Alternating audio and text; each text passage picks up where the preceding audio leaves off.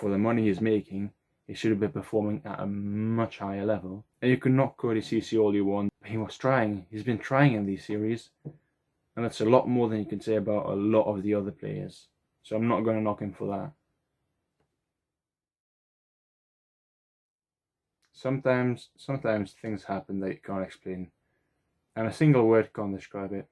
A phrase can't describe it. And you could write a book about it and it will still not do it justice. Game 4 of the Leafs versus Columbus Blue Jackets is exactly that. I don't know where to start or how to start exactly, but I want to address two lines and one player in particular, Matthews, Mann and Tavares. It works so well. The second line is the fourth line. The fourth line, they just did not give up. They worked their asses off and they just showed what it means to play for this team. Just make sure that this fourth line does not go anywhere in the postseason. Keep them on the Leafs. The player in particular I want to address, you'll probably know, is Jason Spezza. If you told me 5 years ago he'd be on the Leafs and he'd be the heart and soul of the team, I would have laughed in your face. I would have turned around, walked back home, and would have laughed all the way home. But I'm all for it now. Before the game, Robertson and Mikheyev swapped places. I think that was a logical choice. Mikheyev, in my opinion, hasn't shown anything this series. Defense was changed up a little as well, but that doesn't really matter. They're all liabilities.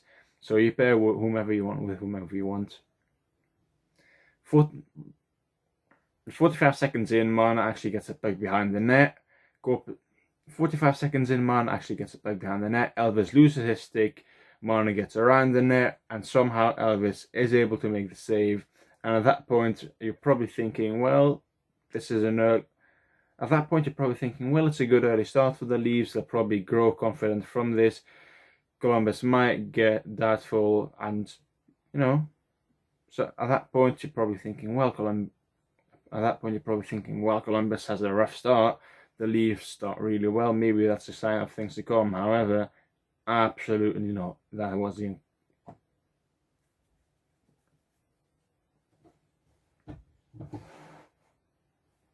So 45 seconds in, Marner gets a puck on a miscommunication between Columbus Blue Jackets players and Elvis. Elvis loses the stick. Marner gets behind the net. He goes around the net. He nearly puts it in. Elvis somehow makes a save. That's an early scare right there for Columbus. Again, the first 3 minutes, see the Leafs giving away 3 shots. And obviously you're thinking, well, game 2 was just an absolute fluke.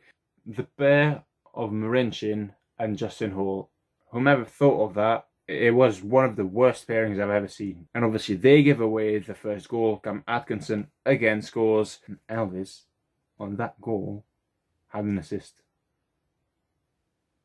Elvis had an assist on the first goal. How easy is it to get past the Leafs defense? How easy. These players are wired to lose. They're skill players with not an ounce of determination or a winning mindset. They would prove me wrong right at the end, but it wouldn't surprise me if they just boil it in game 5 like they did in game 3. That's just who the Leafs are. Engvall is an inch away from scoring, but it would seem that Elvis somehow had voodoo the spirit of Dominik Hasek into him. Nothing goes past him. We wasted our shot. We're going to concede 1, 2, 3, 4, 5. This is it for us. Elvis is the backup, but Columbus's backup goalie is probably better and more consistent at this point in his career than Freddie is now. On the 3 goals, Freddie couldn't really do a lot today. On the goal that went in via Marner's stick, that's just misfortune. We're just wasting away these Frederik Andersen performances. Boone Jenner then inexplicably misses the net. I don't know how he did it. The Leafs yet again seem to just leave 10 acres of ice in behind them, and the positioning, man. The players' positioning, man, was horrendous. Columbus then on a few occasions nearly get a second, and with a little over 2 minutes in the first, Leafs get a power play. But I don't need to tell you what happens on the power play. Obviously, they don't score. The first ends, and again, we have the same questions that we had at the end of game 1 and game 3. First of all, what do we do in practice on the power plays? It's no good practicing a power play against Marincin, Hall and Ceci. Secondly, why are we allowing Dubois? Are we allowing Jenner, Nyquist, Texier, Atkinson so much space and time on the puck? They've got so much space to do whatever they want. Boone Jenner, he had enough time to control the puck and then shoot it in the open net. It would have been a 2-0. He didn't, but he could have. Why are we allowing them so much time and so much room? Thirdly, Why is Rasmus Sandin not made the team? Why Marincin? Why Hall? The second starter, the Leafs look a little better, but they don't do anything with the puck. Just pass it around the net. They don't shoot. Columbus gets the puck. What does Columbus do? They shoot. What comes from the shot? A goal. Columbus doubles their lead, not even having played 5 minutes in the second. They played a physical game. We looked like cotton balls. Props to Clifford, props to Engvall, Spezza, and even Cody Ceci. They were trying. They were really trying. And you can knock Cody Ceci all you want for he's not good or this and that. And I agree, for the money he's making, he should have been performing at a much higher level. But he was trying. He's been trying in these series. And that's a lot more than you can say about a lot of the other players. So I'm not going to knock him for that. Perhaps they're just playing well and trying because they fear for their places on the roster next year. It's a very real possibility, but I don't really much care what the reason is that they give their all. I just want them to do it. And if they give their all and they have a bad performance, that happens. But not like the previous game where they crumbled. But then Jason Spezza starts a fight. Jason Spezza starts a fight against Dean Kukan. He knows he needs to get the rest of the team going. He rejuvenates him. He wins the fight. We go on the PK, but that doesn't matter. This was actually Jason Spezza's 7th fight of his career. Including the playoffs, he's played 1,207 games, and this was only his 7th fight. That's an average of 1 fight every 173 games, and you could just see by his effort, you could just see by the fight, by the way he was celebrating each goal and after the game, that it means so much to him. And he cares about this team. Don't let him down. He was let down by every player up until obviously the last 5 minutes. But Jason Spezza, along with Clifford, Engvall and Ceci, were really the only ones trying. And then you could add Freddie to that as well. Third starts with Columbus on the power play. We kill the penalty obviously, and the penalty kill this series has been phenomenal. There have been, 11 or 12 penalties that we've given away. I'm not exactly sure. Each and every one of them has been killed off successfully, and that's a huge factor if we're going to make it to the playoffs. That's great with the confidence.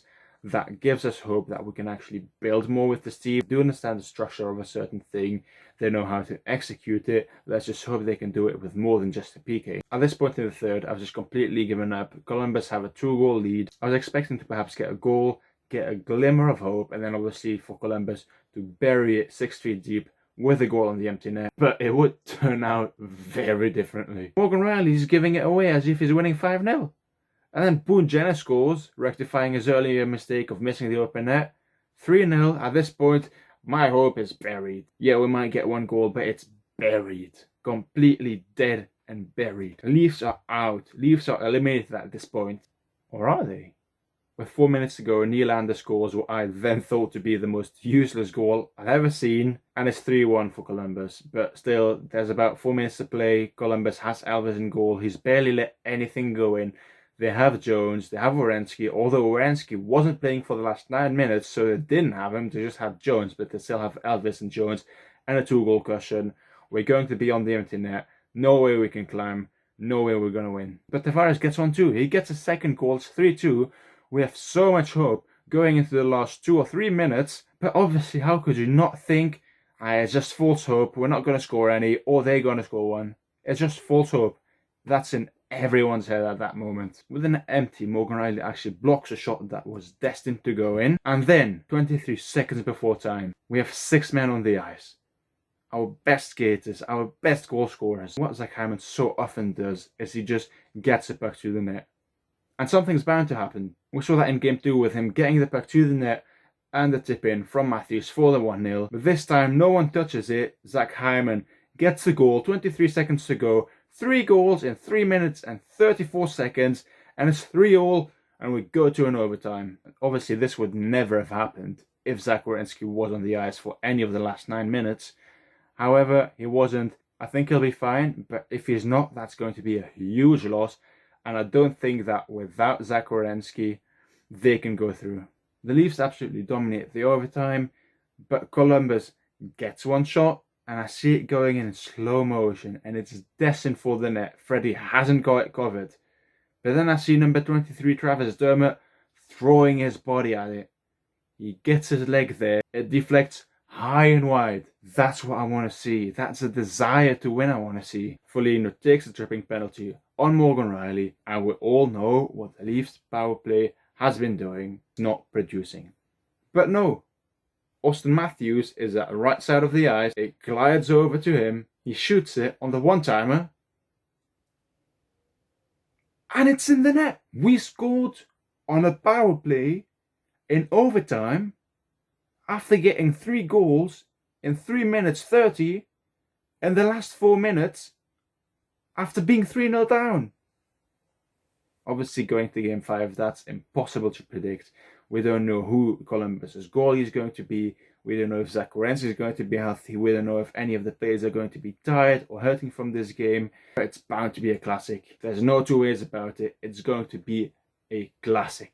Now, obviously, I want to progress to the playoffs and I want to go into the first, second, third round. I want to win the Stanley Cup. But there's one thing in the back of my mind. What if we did all of this and the momentum is now obviously on our side and we win Game 5 and we exit in the first round and Columbus gets the first pick? So I'll be very interested to see what exactly happens on the day, how both teams are going to play, how they set up, and obviously do a video on that when that game is done. This has been it for the video. I obviously have so much to say. I don't know exactly how to say it. I've written so much stuff down before the last 5 minutes when we were 3-0 down and it was looking like we were going to go out. But this obviously changed a lot and I did a lot of this on the cuff. So my name has been Norman, this has been OT1, and I thank you very much for watching.